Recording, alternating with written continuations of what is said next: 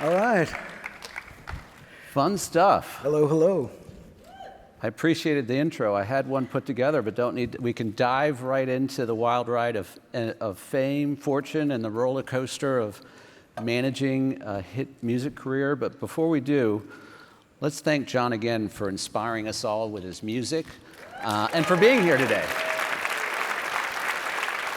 Well, I was going to say before we started, I'm not sure exactly why you invited me. I don't know anything about any of those subjects.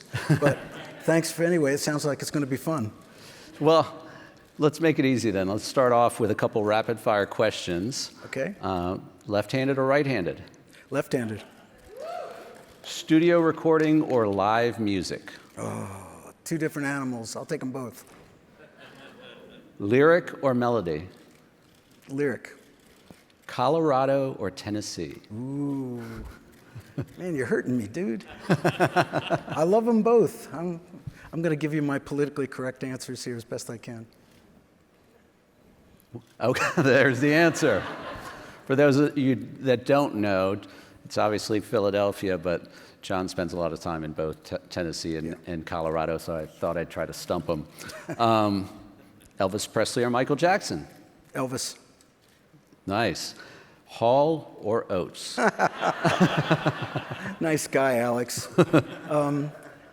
We used to call ourselves the two-headed monster, so let's leave it at that. Very good, very good. So, John, tell us, what was the moment that you realized that this would be a lifetime career? It wasn't a transition point from being a passion to a lifelong career? I consider myself one of the lucky ones. I seem to have been born to be a musician. I started singing really as soon as I could talk. I have a recording of me singing at 4 years old.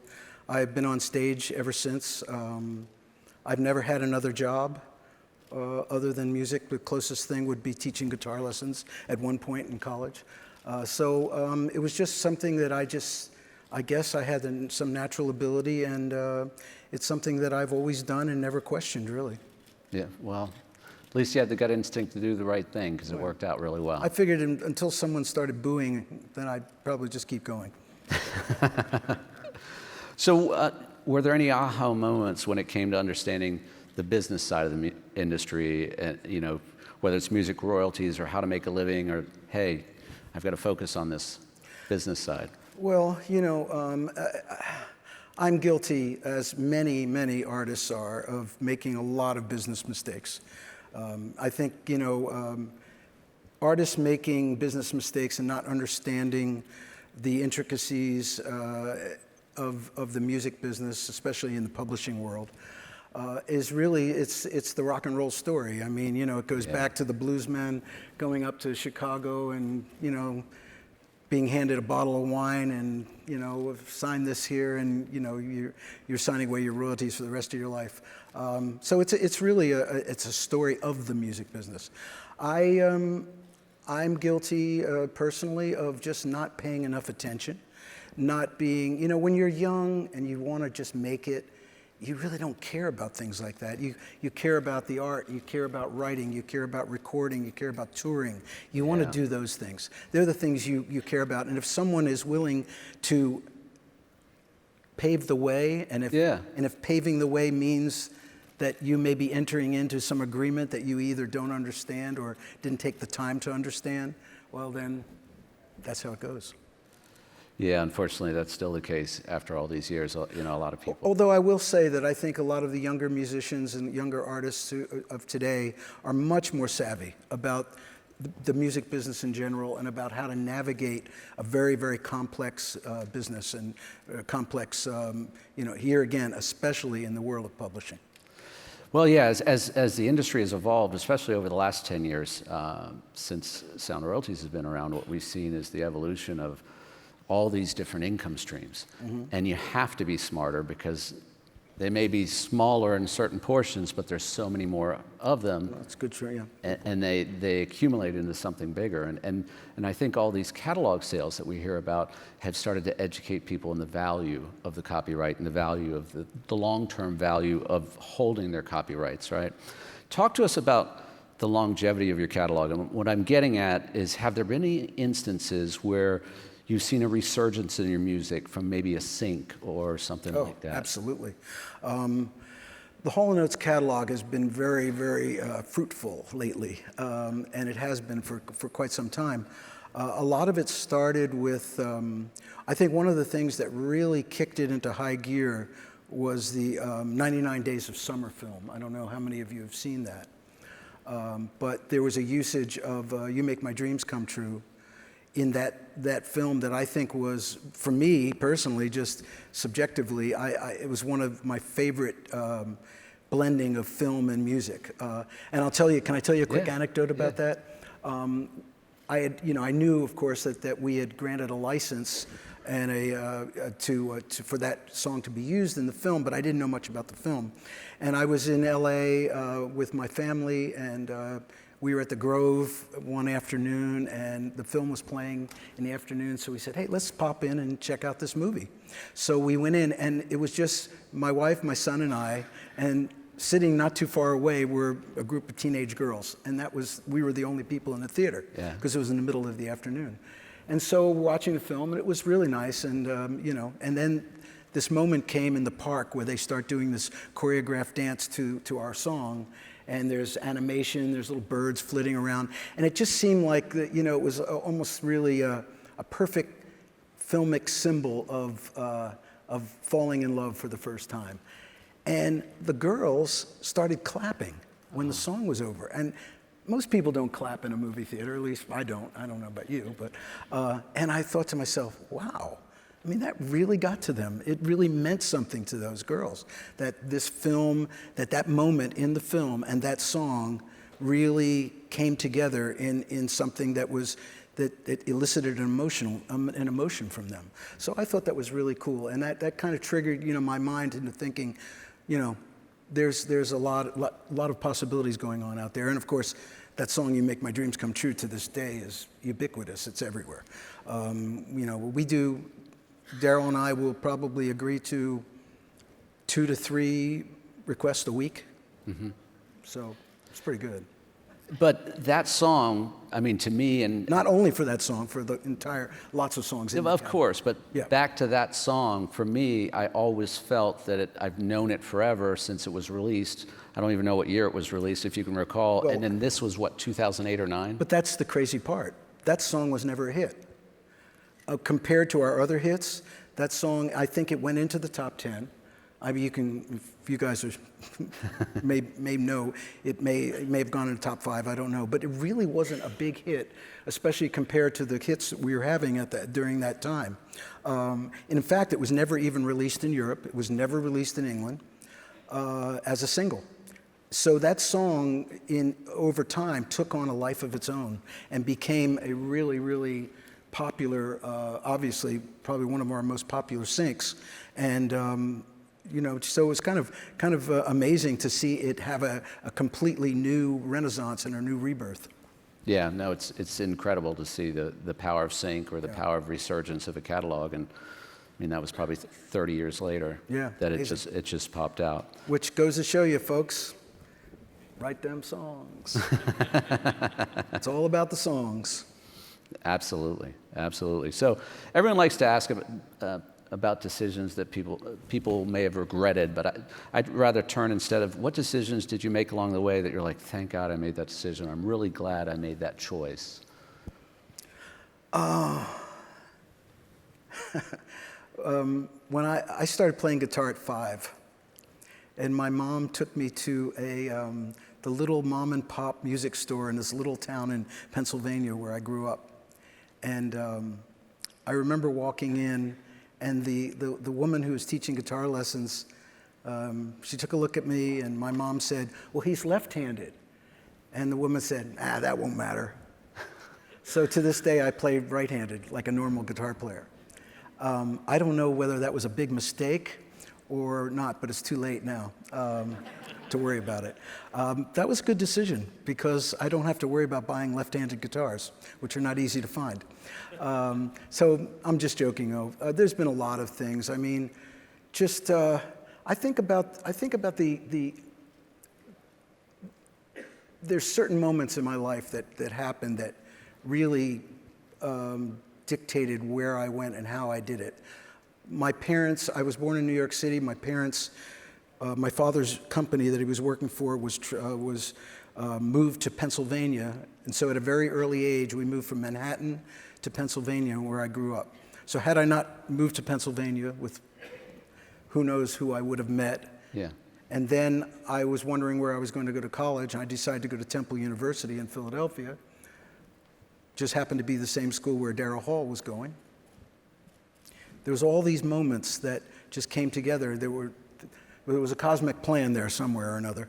And I just kind of went with it. And see, but all those decisions, I decided to stay in Philadelphia because I wanted to be closer to the professional music business. And I didn't want to be in a small college somewhere or in another state.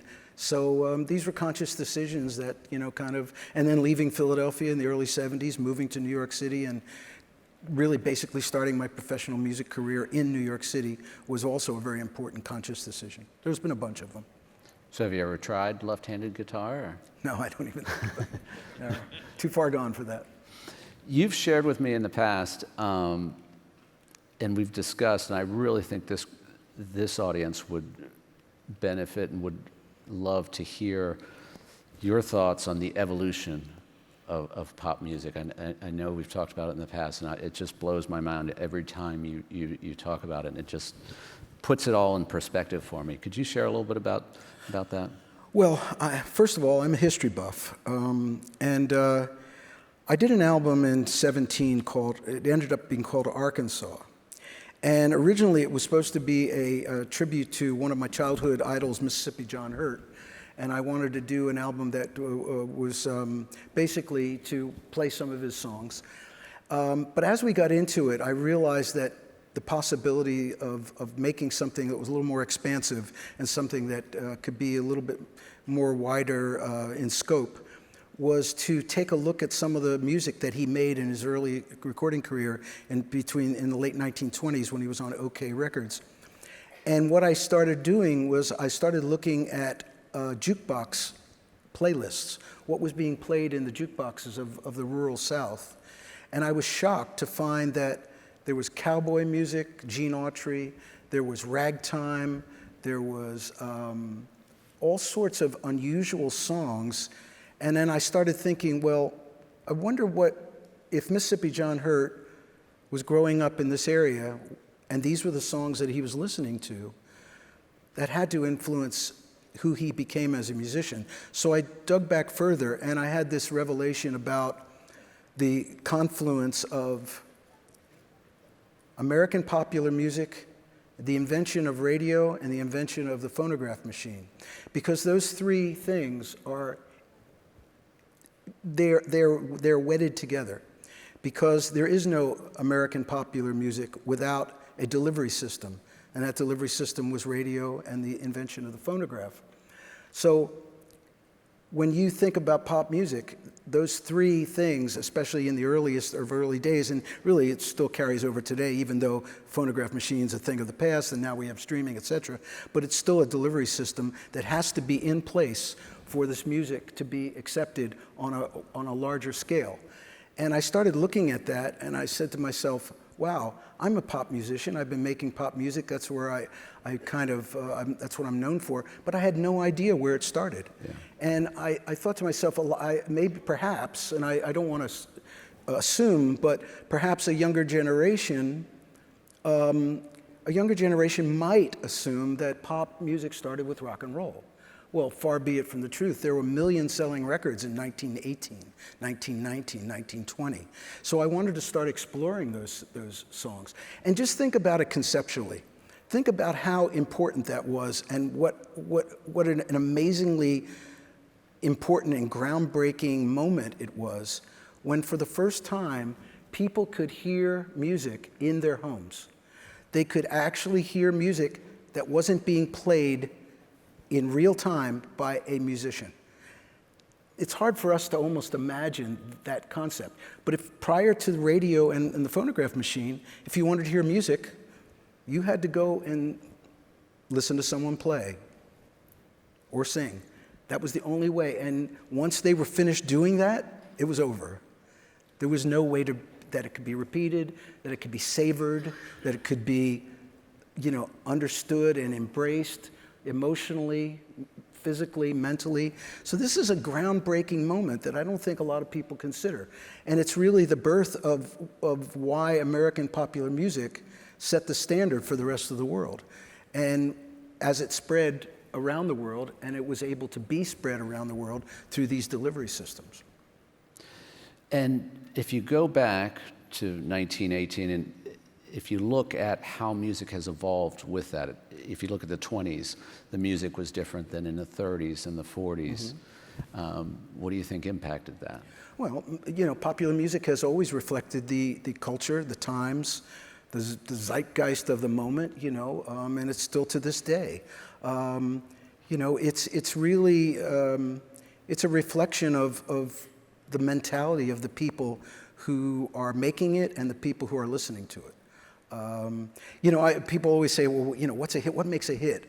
I think a hit is when someone creates something that somehow resonates with a large group of the population in some way. I don't know how. I mean, it's magic. It really is. I don't want to sound too hippy-dippy about it, but writing songs is magic. I mean, you're pulling something from nothing. You're taking something, an emotion, an experience, and you're creating something that perhaps other people can't articulate, but when they hear it, it resonates within them. And that's really an amazing thing. Yeah, I think I saw at one point on the charts in the 20s were a lot of party songs and celebration songs, and in the 30s it was Will I Ever Work Again? Sure, because of the Depression and things like that. Yeah. Can you spare a dime? That kind of stuff. Sure. Listen to the music of the 20s. You had the Roaring 20s. It was a very, culturally, it was a very exciting and vibrant time because World War I had ended, which was one of the most horrible wars in the history of Western civilization. And all of a sudden, people were just like free again. And women started wearing short skirts, they cut their hair, all this amazing cultural stuff was happening. And of course, you have the Charleston and have these crazy dances and flappers and all people riding around and kids riding around in cars.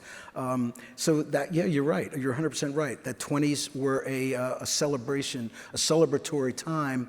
And the 30s, of course, when the Depression hit, it was like, Brother, Can You Spare a Dime, One Meatball, and all these songs that reflect of that moment. Wow, yeah. Oh, and by the way, just another thing. I know I'm going to go off here a little bit. There were no teenagers. There were no teenagers prior to 1950. Teenagers did not exist. You were either a kid or you became an adult. And there was no in between. And most of the times, the kids were adults before they were adults.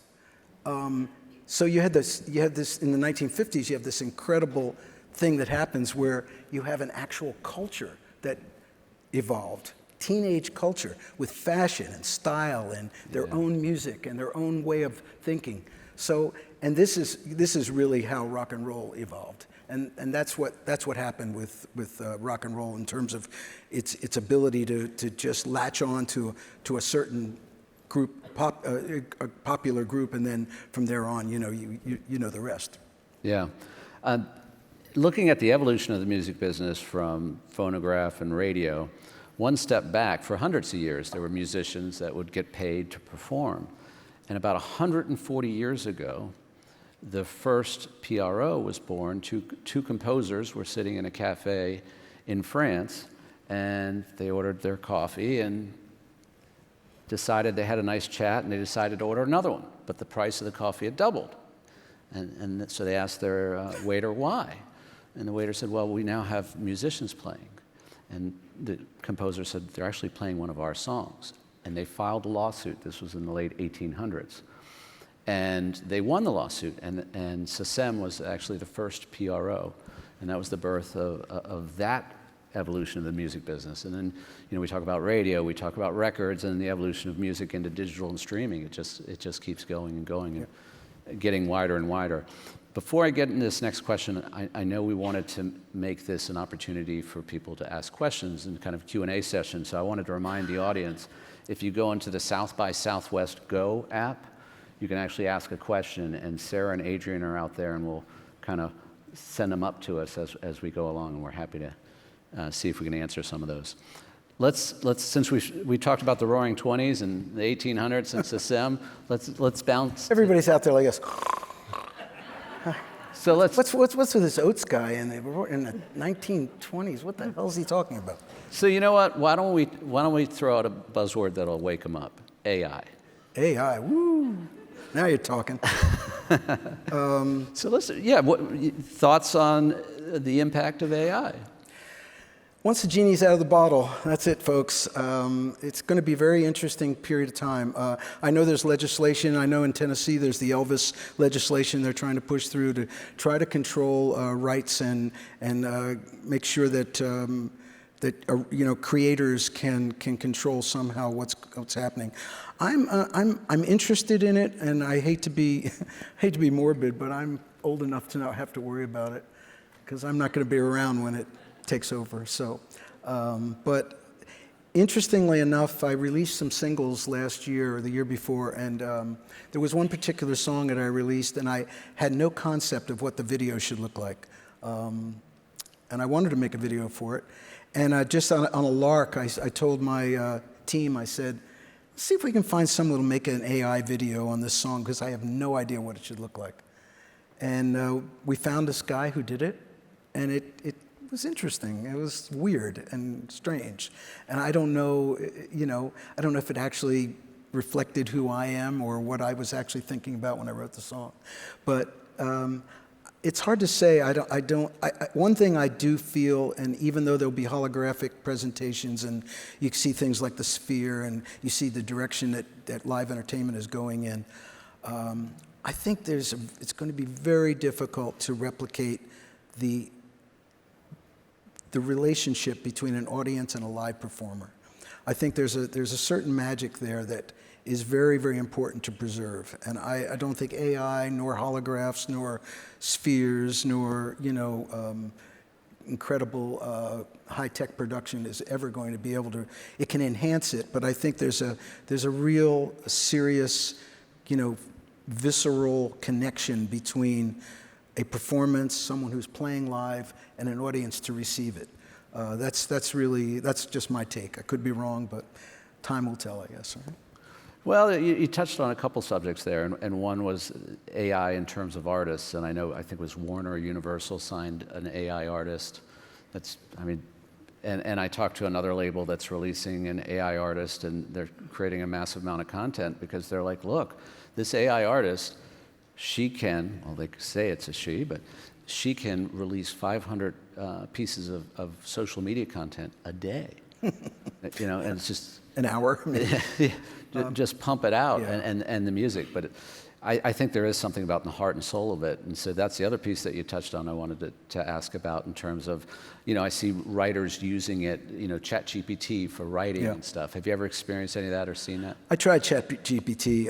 I asked for, asked it to write a song, a John Oates song, and I gave it some, silly subject, direction with, a beach, a girl, a sunny day, whatever, and it spit it out in about less than a minute. There were 4 verses. Actually pretty good. So, so I'll be stealing that soon, and I'm gonna reverse engineer the AI. But one thing that I actually do that really concerns me is that what about artists who are no longer with us, but have a body of work? And I'll just use for an example. Let's take anyone. Let's take David Bowie. There's an amazing body of work with an incredible catalog of incredible songs and a unique voice and a unique presentation, a lot of things. What's to prevent AI from extrapolating from this incredible body of work and creating new David Bowie songs with David Bowie singing? Pretty much nothing can stop that unless there's either legislation or people just don't want it to happen. So I'm a little concerned about things like that. being an artist who obviously is older, and what's going to happen to my musical legacy if there's no one there to control it? Yeah. There will be legislation. There is legislation popping up now, but the legislation works for the borders that acknowledge it and respect it. And so we'll see what happens over time with that. It's definitely interesting. I see now that if you go into ChatGPT and say, hey, I want you to write a John Oates song, sometimes it'll say, well, but if you say like John Oates or, in the style of, then it works a little better. Then it writes a song that sounds like Daryl Hall.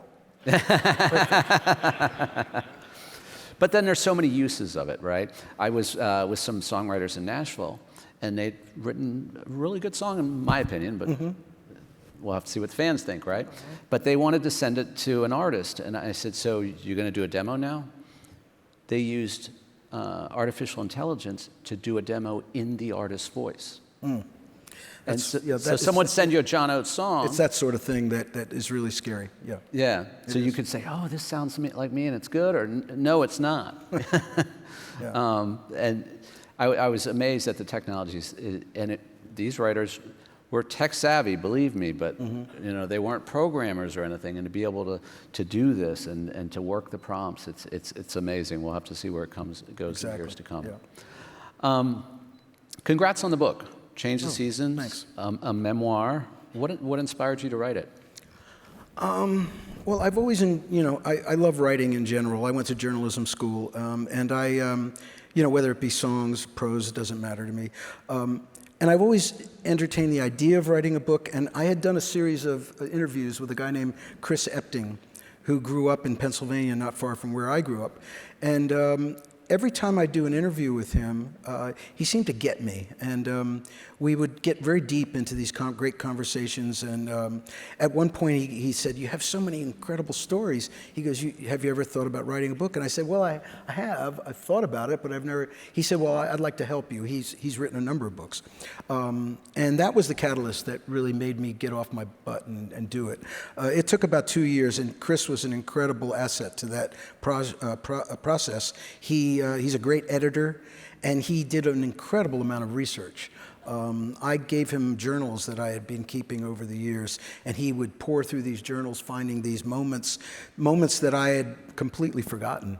And in a sense, writing the book became a gift to me personally, because it allowed me to recall and remember things that, had I not done the book project, I may never have remembered for the rest of my life.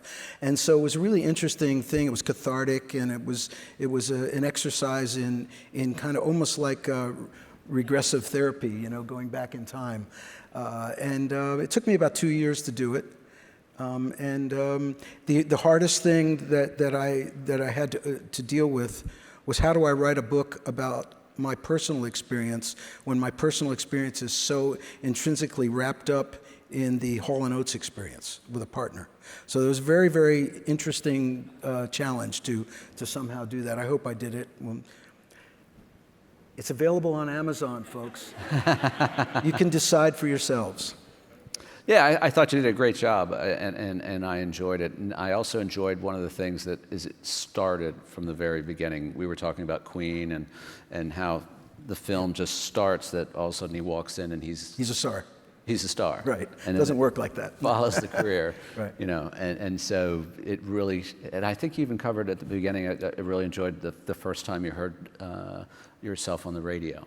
Yeah. Oh, you're going to tee me up for that? Oh, yeah. Okay, let's keep in mind it was the 60s.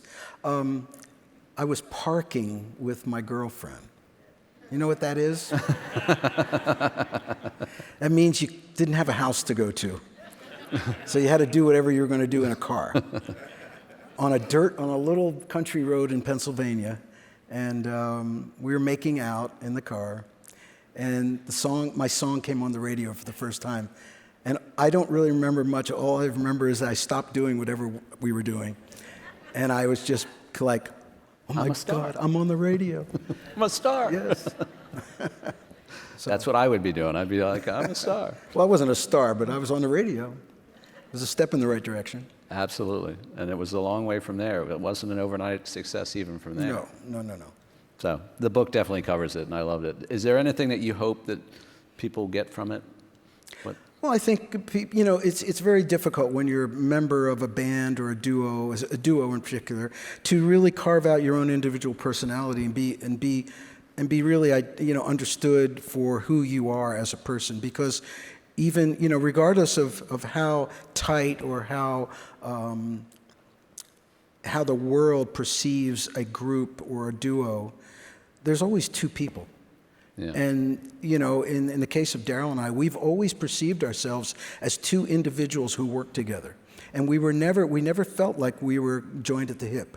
In fact, it's kind of, if you look at any of our albums, going back to the very first album, on every album cover it says Daryl Hall and John Oates. There's not one time that it says Hall and Oates, because we never thought of ourselves as a group. We thought of ourselves as two guys working together for however long it's going to last. And it seems like a subtle distinction, but it's an important distinction.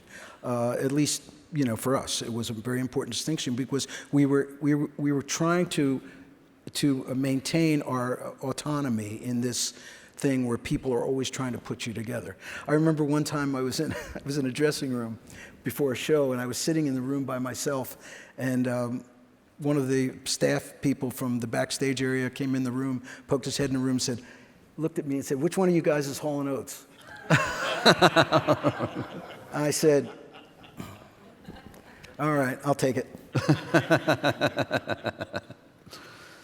So you talk about holding true to yourself in terms of your music. What advice do you give to creatives today that, beyond that, in terms of following the popular music stream, or in a streaming world where you can be just about anything? Well, I think if you're talking about musicians or artists or creators who are trying to find themselves and find their individual identity, I think that it's the age-old rules apply. Study the masters, study the people you love, and try to break down what it is about them that you find interesting or engaging, or what touches your soul about them or their music. And in doing so, especially if you're willing to put in the time to actually learn their songs, play their music, understand how they think, how they impose melody over chord changes, what type of chord progressions they might be thinking about using.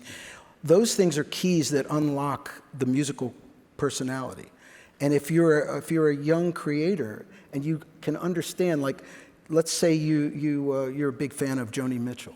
Well, you go and try to play those songs. You go try to learn those Joni Mitchell songs and try to understand her approach to her poetic lyrics. Try to understand the unusual guitar tunings that she was using, that give her a certain unique personality that set her apart from so many other people. To me, that's the way to go. That's what I did. That's every musician, especially older musicians that I know, that's what we've all done. You try to, I wanted to sound like Curtis Mayfield. I wanted to sound like Mississippi John Hurt. I wanted to sound like Chuck Berry, whatever. So I studied them, and I learned the songs, and I learned to play like that, and I learned to sing in a certain way. So to me, that's the stepping stone to finding your own individual creative identity. No, that's good. Thank you. Looking at the music business today and looking at it 50 years ago, the big dichotomy is today you have to get further along as a creative to get a publisher or label to pick you up. They expect to see more success, right? And that's why as a business we see more creatives that are signed or unsigned coming to us for funding, because they want to fund the projects that aren't funded, or they want to take themselves further. But looking at those two, 50 years ago, unless you had a record deal, unless you had that publishing deal, your song wasn't going to get pitched. Unless you had a record deal, it wasn't going to make it to radio. Today, if you come up with something on TikTok that's interesting, or you can get a fan base, you get it heard, and then you get the attention. Which do you think is better. No, it's neither better nor worse. It's reflective of the times. The old paradigm of the major label and their unholy alliance with radio you heard what I said, right? You guys don't give a shit, but that's okay. What's radio? Oops, did I say that? No, I didn't say that. Anyway, that was what it was. It was, you tried to get a record deal. You signed a contract. Major label funded you. Yeah. They gave you money to get started, make your record. Of course, everything was recoupable, which they never talked about a lot. And then you went on from there. Hopefully you went on tour. And then you needed tour support because, you can't just travel around the country with a band if you don't have any money. So you go to the label, and the label gives you money to do that, and that's recoupable. And next thing you know, you find yourself in a big hole unless you have success. But the good thing about that was many, many times, and not all the time, but many times, these labels would invest in an artist because they believed that they might have a career, a long career that they could then partner with and take advantage of. That's gone. Now it's all about, as you said, instant success, followers, TikTok, all that sort of thing. The good thing about the digital world and this new environment that we're in is that it gives everyone an opportunity to be heard. Everyone can be heard. Now, the bad thing is that everyone can be heard. So, it's really up to you to, when I say you, I mean the collective you, creative you. It's up to you to figure out how to navigate that, how to build on attention that you might get, and whether you can sustain it. So it's not a great, it's daunting for a young artist, no doubt about it. I work with young artists all the time, and I know how difficult it is. But then again, if they're good and they really, really work hard, and really, really take the time to try to generate a following through their music, and they have some skill and talent, it can be done. It's just, it's not easy. But it never was easy. Well, just even 25 years ago, there was 30,000 new songs a year competing for radio time. What is it now? 100,000 a day? They talk from 60,000 to 150,000 a day. Yeah. I've seen numbers all over. It's crazy, but it is what it is. Yeah, and the business has changed. And it's adjusting as a creative, a writer, an artist, and getting it in the right hands and getting it to your audience and then connecting with the audience. We're going to open up, Sarah and Adrian, to questions if you want to start to throw some up there. But first, what's next for you? Where are you? Well, I've spent the last 10 years, or actually longer now, being a completely independent artist. I have no desire to be part of a major label. It doesn't mean anything to me. But I have I'm very fortunate because I have this incredible legacy of Hall & Oates music, and that has it's put me in a position to do that, which, really every creative person would like to have creative freedom. Creative freedom is the ultimate goal of any creative person, right? But that's not easy to get. Luckily for me, and as I said, I'm blessed and fortunate to have this incredible legacy of success that now allows me to do whatever I want. So I like to, in a way, I'm not, I want to be an example of that. I don't want to squander or waste that unique opportunity because not many people ever get to experience that. And so I want to work really hard, and I want to be the best I can be and continue to create as long as my brain and my body allow me to show that, show my gratitude for this unique position that I've found myself in. And so I'm an independent artist. I make music how and when I want, with who and who I want to make it with. I love being in the studio. I've been living in Nashville for over 15 years, and I'm really part of the Americana music community at this point. And it's a wonderful group of incredibly talented people who really love what they do, and they do it with integrity and authenticity.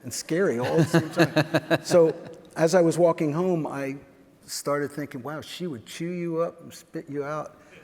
Wait a minute. My songwriter antenna went up, and I had just come back from Jamaica, so I had a reggae feel in my head. I wrote the chorus as a reggae song, then Daryl and I got together. He said, man, this is cool. He said, but I think it doesn't sound like us. And I said, okay, what do you got? And he came up with gong, gong, gong, gong, gong, gong, gong, gong, gong, gong. And I was, well, really glad I listened to him, first of all. But over the years, I always wanted to re-record it. So about 2 years ago, I went to Kingston, Jamaica, and very good friend of mine, native Wayne Jobson, who's a producer, a reggae producer, he assembled the guys who played with Bob Marley, Toots and the Maytals, Peter Tosh, and I had this all-star reggae band in the studio, and we re-recorded it as a reggae song. So it's out there in the streaming universe, folks, if you want to hear it. What are your thoughts on the modern industry signing content creators over songwriters and artists? They're going to make a buck any way they can. I have no opinion on it, really. Yeah. Yeah, what tends, it's already spoken in the sense that you see a lot more one-hit flashes, not even wonders. Yeah, you know, I mean, everyone can make a record on their laptop in their bedroom, so have at it. Looking back or looking to today, are there any inspirations from artists?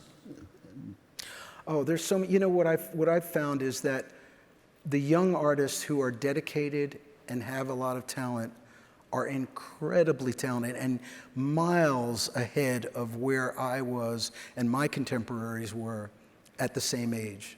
It's not even in the same universe. I mean, you know, I hear someone like Jacob Collier and I'm like, oh my Lord. You know, I mean, this guy's like, he's just on a different level. Yeah. You know, incredible. And then, you know, I was with Billy Strings the other night, you know, and he's just unbelievable. He's got his foot in one foot in the old traditional acoustic bluegrass world, but he's taken it to a whole new level, and his skill set is you know, unbelievable. So, you know, there's so many great people. There's really good stuff happening. You just got to sift through all the other stuff to find it. You mentioned blues, so can you explain your connection to traditional blues and the importance of keeping traditional blues alive? Well, as I was growing up in the early 60s, the folk revival hit. And I had a very good friend whose older brother had gone to college in North Carolina. And when he came home at Christmas break, he brought all these traditional albums. He brought Mississippi John Hurt and Doc Watson and Pete Seeger and even Joan Baez and Dave Van Ronk, people like that.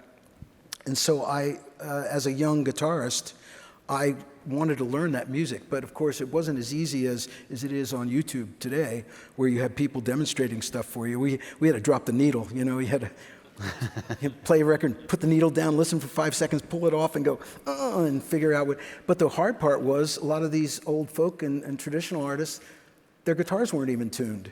So you had no idea what key they were in, and so you couldn't just, you know, nowadays you go on YouTube and you'll find someone who can demonstrate a song exactly the way it was played, you know. But it was just, it was one of those things where I just wanted to, I began to see the continuity and between the early rural roots music that was coming out of the Deep South and the early days of rock and roll. And it all made sense to me. And it was a continuum. It wasn't genre. It wasn't, oh, this is the blues and this is rock and roll and this is ragtime. It all kind of, I saw the continuum of this great stream of American popular music, and I've always thought of music that way. Here's a fun one from the audience. What club in Philly gave you a gig when no one else would? Well, since we're in Austin, yeah. I'll make a little Austin-centric comment on that. When Daryl and I were first starting out, we used to just show up in art galleries and stuff with we'd like literally carry a Wurlitzer electric piano, and I'd bring an acoustic guitar, and it was just the two of us. We played a place called the World Control Studios. It was probably 1970. It held about 25 people. And the other group on the bill was Asleep at the Wheel with Ray Benson. who grew up not far from where I grew up as well. So Ray Benson and I, and me and Daryl, we started at the exact same time in this little coffee house in Germantown, Pennsylvania. I guess there was a lot of things like that. So Chloe asked, as a singer-songwriter, I'm struggling to find my unique sound. What advice do you have to find it? Well, I kind of talked about that. I talked about studying the people you love and trying to understand what makes them tick musically and learn from them. Try to, the best thing you can do is play their songs and figure out how they do what they do. And in doing so, perhaps an original direction might evolve if you have the creativity. I can't really say much more than that. And then James asks, did you ever face any doubts that your music would resonate with the audience? And if so, how did you manage that? There's been times when it hasn't worked, but I've always been very self-reliant and I've always been driven. So just try to chalk it up as a creative mistake, and maybe the best advice would be, how can you learn from those mistakes? So is that the advice you'd give John Oates when he was 20 years old, if you could go back and talk to him now? No, the advice I'd give John Oates back then would be, get a better lawyer.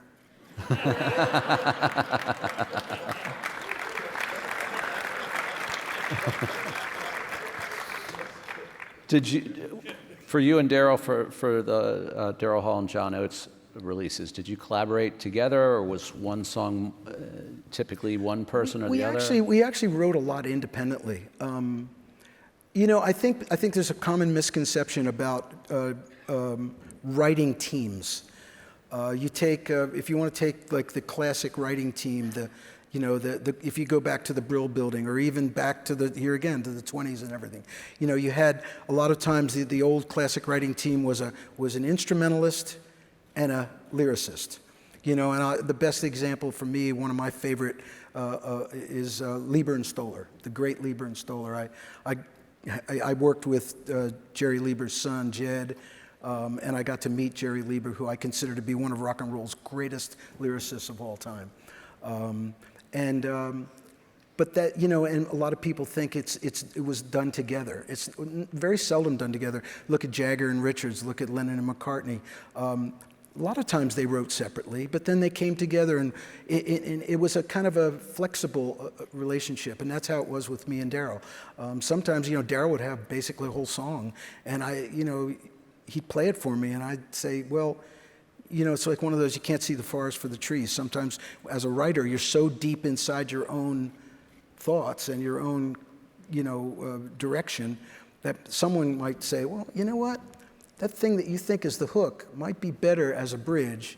Why don't you use this? And that happens a lot. So sometimes, you function as an editor for the other person. Sometimes it's a true collaboration. Sometimes it's, one might write the music, you write the lyrics together, or you write the music together, and one writes the lyrics. There's no rules, really.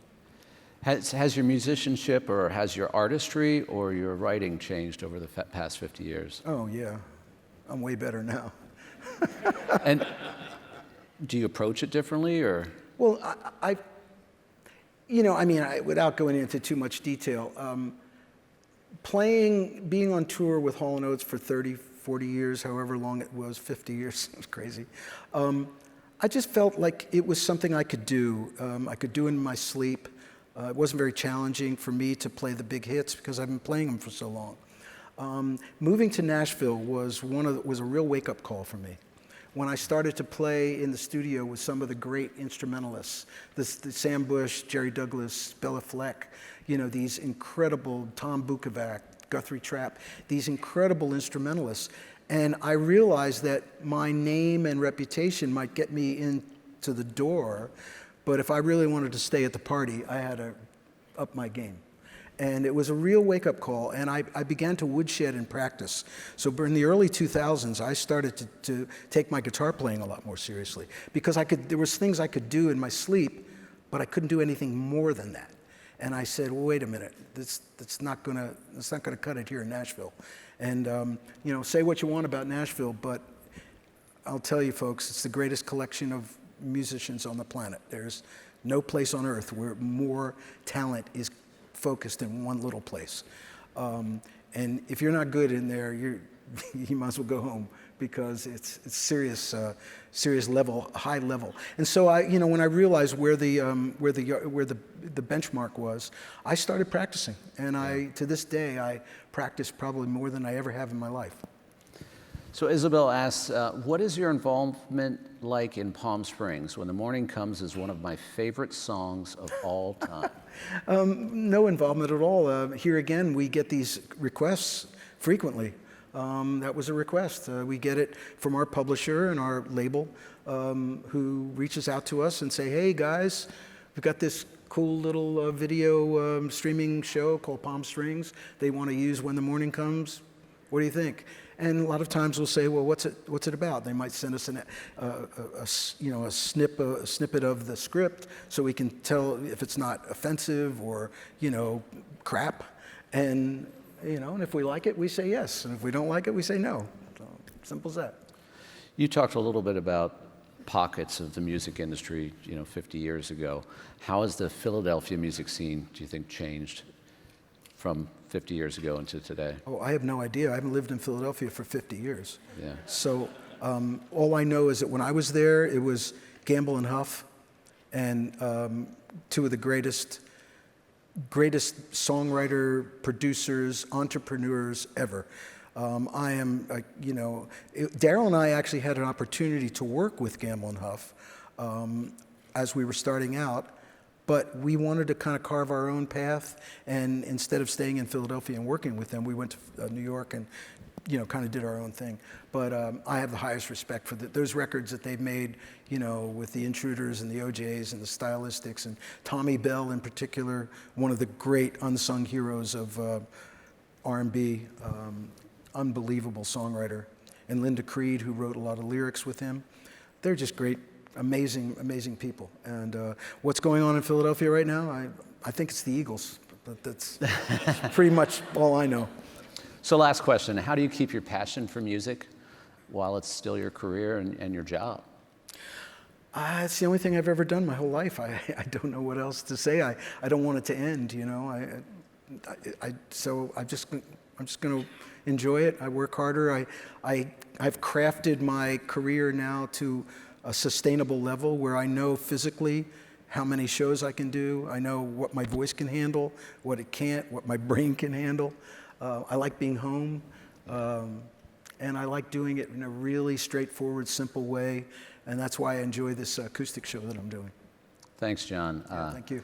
And everybody, let's thank John for coming today. All right.